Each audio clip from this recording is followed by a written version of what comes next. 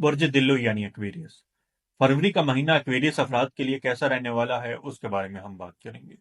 Aquarius का हकम सारा जोहल जो आपके जायचे के पहले घर में ही गर्दिश करेगा, जो आप लोगों को बहुत ज्यादा सपोर्ट करेगा कि आप लोग अपने मामलात को मजीद बेहतर कर लें, क्योंकि एक पॉजिटिव एनर्जी आप लोगों के अंदर रहेगी कि आप चीजों को किसी बेहतर तरीके से आगे लेके चल सकें।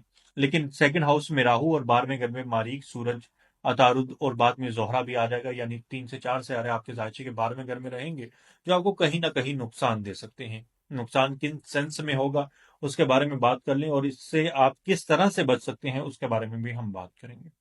आपकी सेहत के मामलात में डिस्टर्बेंस हो सकती है, आपके अखराजात में इजाफा हो सकता है, हॉस्पिटल का चक्कर वगैरह लग सकता है, कुछ स्कैम वगैरह हो सकता है, ब्रोकरी हो सकती है, या कोई कहीं पैसे लॉस हो सकते हैं, कुछ चीज गुम हो सकती है, या एक्सीडेंट वगैरह होने के भी इम्कानात मौजूद हैं। अब इन सारी चीजों से बचा कैसे जाए? दो चीजें हैं। पहली चीज ये है कि आप वक्त की पाबंदी कीजिए, किसी के साथ दो नंबरी करने की कोशिश मत कीजिए, क्योंकि सेकंड हाउस में राहु मौजूद है, तो आप दो नंबरी करके किसी ना किसी वे से, किसी ना किसी तरीके से पैसा कमाने की कोशिश करेंगे, पैसा हासिल करने की कोशिश करेंगे। और अगर आप ऐसा करने में कामयाब होगे तो फिर ये पैसा कहाँ पे निकलेगा वो मैंने आपको पहले बता दिया। यानी अगर आप बेईमानी से इस महीने पैसा कमा लेंगे, तो लगन में बैठा हुआ जोहल वो आपकी सेहत के ऊपर या फिर किसी ना किसी तरह से वो पैसा आपसे निकल जाएगा और आपको परेशानी का ही सामना करना पड़ेगा। इसलिए किसी के साथ बेईमानी करने से परहेज कीजिएगा।